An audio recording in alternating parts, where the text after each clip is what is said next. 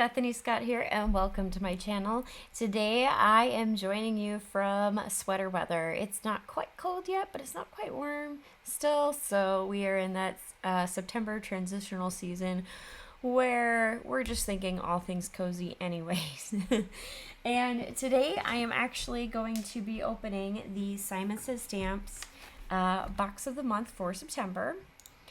And I believe I grabbed a look at it previously, but I cannot remember, honestly. Sometimes I remember, sometimes I don't. And yes, okay, so Simon Says Stamp, it's Simon Says Stamp's birthday month, so of course their kit for this month is the Birthday Blitz. I did take a peek at this one, and I definitely am excited about it. I saw some really cool ideas. I'm not sure what I want to play with, but these, I believe, are foilables. Let me verify before I commit to that. I'm looking at all of the things. Dies. There's a lot of dies in this set, which I feel is really fun because that's not typical of the Simon Says Stamps. Okay, either I read it too fast or, easy sentiment strips. So I don't think these are foilable. I think these are just easy sentiments that you just cut out with a trimmer and call it a day. Here's the stamping party for Stamptember. And so, dies galore. There's the party balloon die, which then you would just make your own string. Then there is the cute little ducky die, which, I mean, if you have any kind of baby shower or anything like that to make a card for, definitely want to check that out. The popping corn, which I find very cutesy and very fun. Very state fair themed or something like that. The Ferris wheel, which is so adorable. You would have to cut a lot for this one. This, I feel, is super cute and super cool, which is an embossing folder that is strictly words. Cake, wish, big, happy birthday, birthday wishes, wow, love, candles, hugs, celebrate, another great year. This is just a really cool idea. It's subtle and fun. And then some paper from the paper pad. So different themes and colors and ideas. Just, you could do an entire card just with a paper pad and call it a day. This stamp set, I have to laugh because someone really got creative. So you see these lions. So this is like supposed to be kind of a play on the lifeline or the path you're on, but they took it one step further and added that hill, and then the sentiment is "but that hill." I found that really funny and humorous, especially because this, in the next 6 months, both of my adult parents will, yes, they're adults. Why did I say that? I don't know. Both of my parents will have a milestone birthday. So, to me, that's really funny. But you could use the sunburst over here and then add the smiley face in the middle. You could do all different types of things. There's some fun to be had with just the stamp set. And of course, you can't go wrong with some foam tape. Yes. And here are the inspirations. I absolutely love what this person did with Kathy Zilski. Did, instead of popcorn in there, added the flowers and the hearts, and then put the embossing folder. I don't know if you can see that, but made the popcorn bucket have the embossing folder imprint on it, which is so intelligent and fun. And just a fancy way to use that. This person, Callie Pearson, sorry, I don't know names very well, but shaded the balloons. I mean, shaded the edging of the balloons, shaded the edging of the duck, so it's very three-dimensional and super cute. These are just really fun ideas. And look at this, the last thing, which is this holographic rainbow cardstock. I mean, I would be afraid to use this because it's just so pretty, but I'm sure I will. Oh no, I know I will.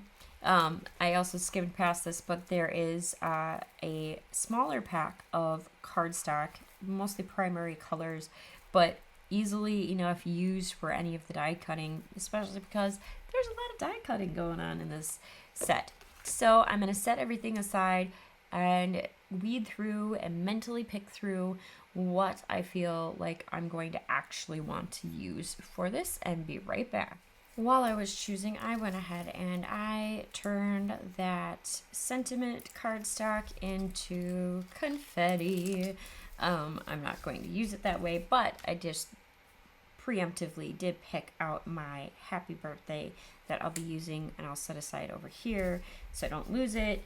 I'm going to find myself a little Ziploc bag so I don't lose the rest of these adorable sentiments. But in the meantime, I have my A2 size card base. It's Nina 110 white cardstock. Set that aside. I decided I'm going to use the embossing folder on this lovely starburst. So in order to do that, I need to first cut this down to my A2 size card base, since I won't be using the full size. So I will cut down the 5.5 first. And I might have gotten crooked because I don't think I held that straight. Yep, I got crooked. Good thing I have the ability to trim again. All right, and then it's going to be a little off-centered. So the original size is 6, so I need to remove 1 3/4 inches. So let's go ahead and remove 1.5 inches on this side. We'll do it a little off center. No, we'll do 1.25 on this side. Yeah, I think visually this is what I want. If I hate it, I hate it. I'll change my mind later, but I decided I don't want the starburst to be exactly center, but near center is not my goal.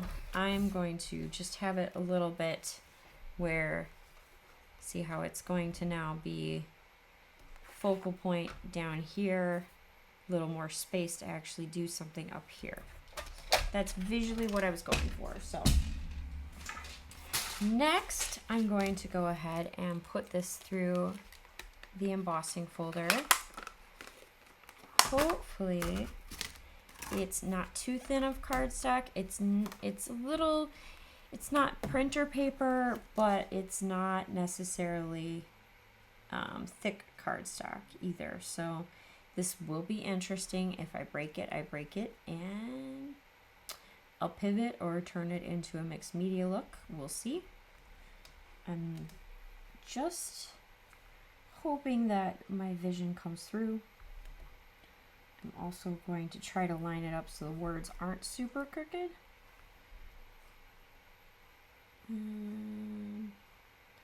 Or at least as best as possible. That's the best way. All right, so I'm going to go put it on my Gemini here and be right back. All right, and the truth is it worked, and it's gorgeous. There's a little cracking in the middle of a couple of these, but it's kind of, it's a little bit mixed media-ish and distressed-ish, so it works. I think it's really cute, and now I love it even more as the card front with that. All right, next I'm going to create my popcorn bucket. I am just going to do it pretty straightforward, nothing super fancy. They're all a little bit different. and so I'm going to go ahead and cut them out and be right back. Now that I've cut everything out with the die cutting machine, I now have the fun task of piecing all the parts together. First, I laid out the red of the popcorn bucket in the opposite direction, upside down, so I know where each thing is going to line up. So it's confusing, but it works because now I can just go from part to part and line each of the pieces up. And actually I'm going to work inside or outside to the in. That's just something I am choosing to do as my workflow. You can choose whichever direction fits your aesthetic. And I feel like these are the wrong ones, but too late. I've committed and they're pretty much down. It's interesting trying to figure out what the angles are when you don't exactly have a very specific photo to go off of. Like, there's the examples obviously, but all right, so I'm going to do the top now and then work my way to the bottom. I chose the middle section, the circle, to be just red to simplify my life. Wasn't going to add another color to the color palette because this paper already has a lot of color to it. So I figured keep it simple and just keep the popcorn bucket red and white. I might case one of the cards later on with this, but for now, this is the direction I'm going. And I don't typically use tweezers. If you've been around for a minute, you'll know I like to tough it out. And today I just felt like, because I was trying to do so much precision laying, the tweezers is necessary. So next I'm going to put the circle down so we can gauge how the rest fits in around it. And I'm going to put this one visually down first, just to verify the circle isn't too far up. Yeah, okay, that's good. This is visually balancing 101. If you've been around, you'll know I don't do a lot of die cutting on my lives or my videos. And that's purposeful, not because I don't use my dies. I use a lot of my dies. It's just not something I feel like perhaps I'm an expert at. I still sometimes, even now, struggle with my sandwiches for my machines. I have a new to me Gemini, but it is ancient. And that's what I'm currently trying to learn.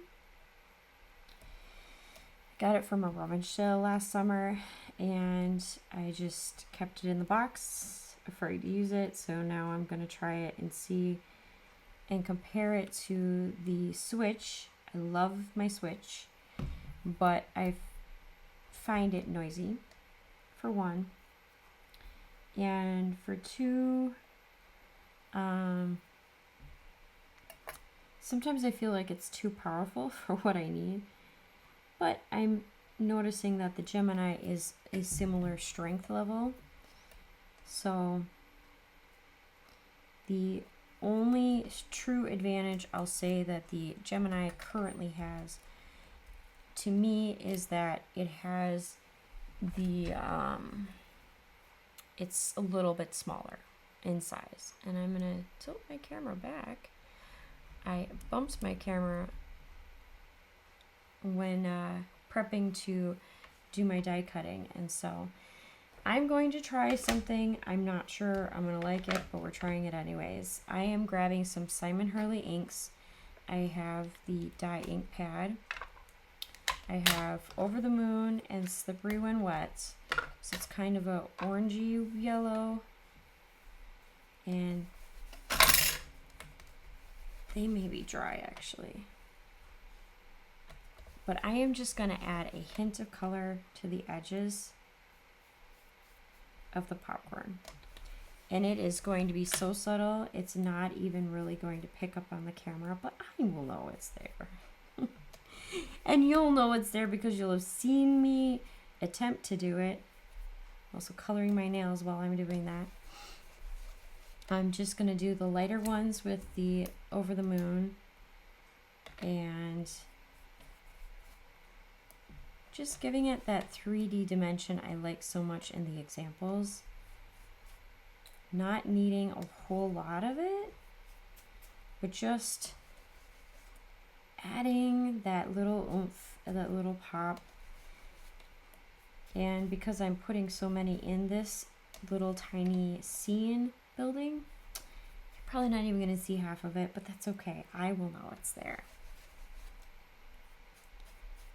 And just catching the edges, not going into the center really at all, unless accidental. And it's just giving this little, here I'll show you a comparison of one that's done and one that's not done. It's giving a burnt, yeah, it's not really showing, but it's giving a little burnt edge versus the plain stark one. So hopefully you can see that. If not, apologies. I'm still getting used to my new system. I'm not sold on the setup yet, but we're working with it for now until I find an alternate that I may like better.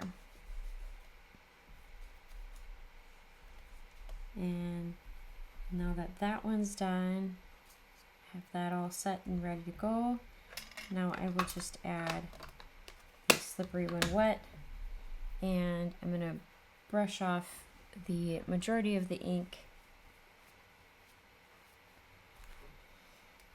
and tap, tap, tap. Actually swirl in. Tap off. That's what I mean to say. And yeah, that's perfect. It's the best color. It's kind of a hint of brown, but not overpowering. And these are just subtle details that, you know, you could leave it two-dimensional and it would be fine. No one would be bothered by it. But because I saw a cool idea on the example, I just had to try it. And I am not disappointed whatsoever. I have a little one that's hiding over here.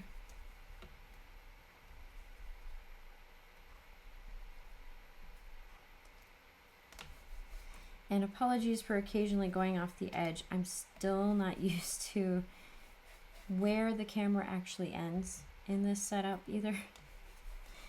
So I will get there.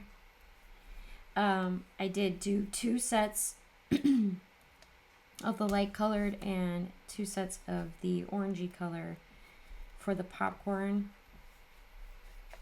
For reference, if you do have this kit and would like to know exactly what I did. So I did 2 sets of these dyes each. And now it is time to assemble the cuteness that this is. Let me clean off my desk and be right back. First, I am going to glue the embossed background. And with this, a lot of glue will be necessary. Why? Because there's all these bumps and grooves now that are in the embossed paper. I know that there may be a little bit of lift that happens, and that's okay. I'll just monitor it as it dries. But trying to at least get the solid or the not embossed portions of this paper as glued up as possible. And laying it up to the top first.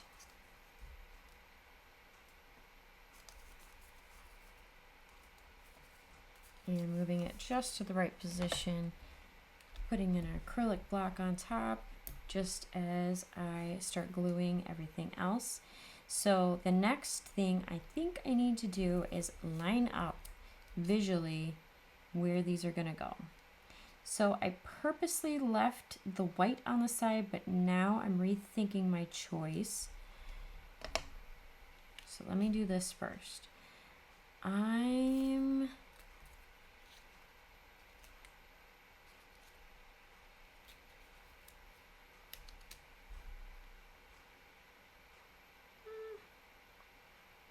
gonna visually keep it. The paper that came had white on the edge of the black side, and you have the option to trim it down completely. I'm gonna keep it. I think it adds a little visual pop. So that means that my popcorn's gonna be here.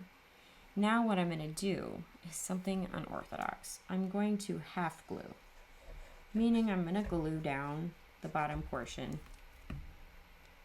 knowing that this is an embossing folder, knowing it's not going to be fully tacky.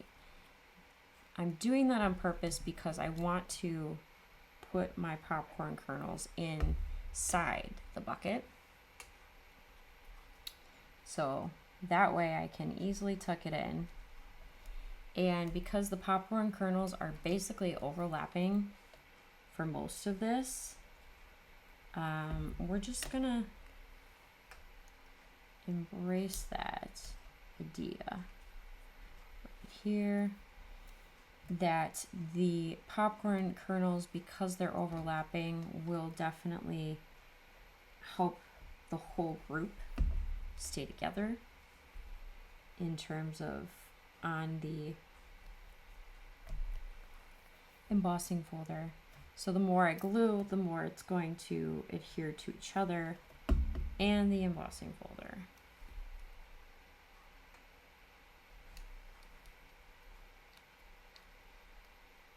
Or you might end up with like what I just did, which is not staying. And I will put extra glue on these embossing, or on these popcorn kernels, to make sure that they do end up glued as possible to the embossing folder. I can always come back later and do any fixes I feel necessary, but for now, this will work. And then now we're going to, I think, glue the rest. So I'm just gonna do heavy amounts of glue right where all of that meets, and then set it down. And then I'm visually going to just map out the rest. So the rest of the kernels are going to be coming down out of the bucket, kind of like they're trickling down. Someone spilled the bucket, whatever. And we'll do that one there, this one there, there. And they will land on top of the happy birthday at the very bottom. Okay, so now that they've gotten a little bit of extra time, I'm going to put the happy birthday down first, since I want the rest of the kernels to cascade onto the happy birthday. And we're covering up the candles and hugs embossing, which is okay. All right, and then because I want that one to overlap, I'm going to put the behind one first.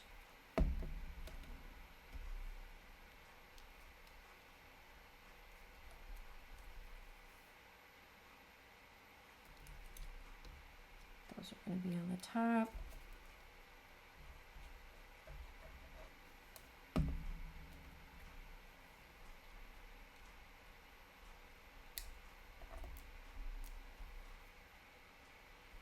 So this one will go over the top. It's like the overfilled popcorn bucket.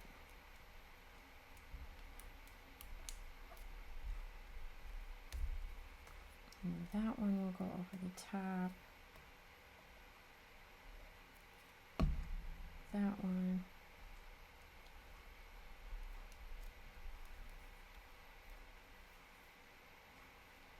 Let's see if I can turn that.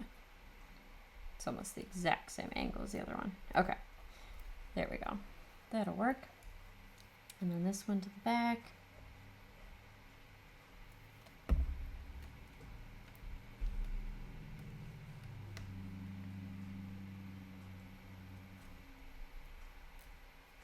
And this one to the front.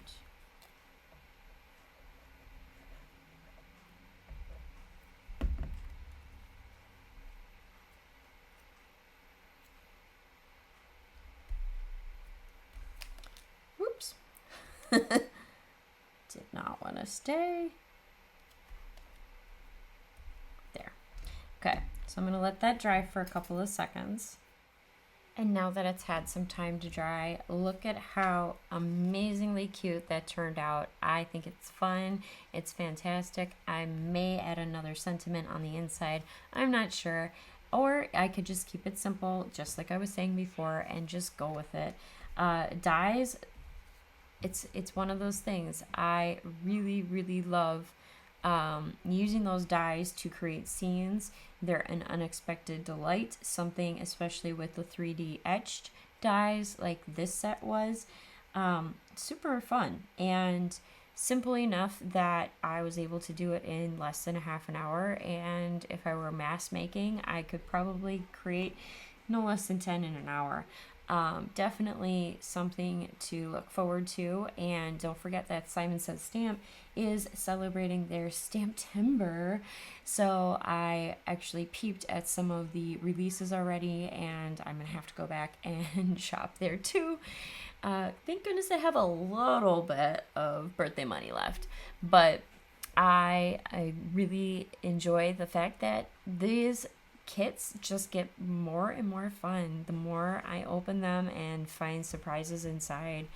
I definitely love what Simon Says Stamp has been doing, especially the last year.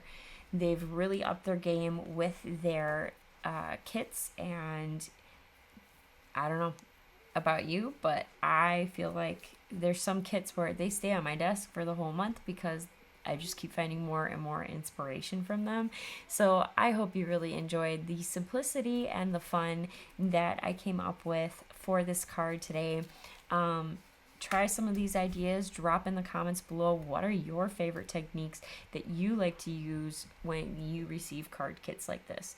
Like, what is your go-to? Do you stamp right away? Do you use the dies right away? Do you go for the embossing folders? Like, what is your, like, or do you just copy one of the inspirations on the card slip?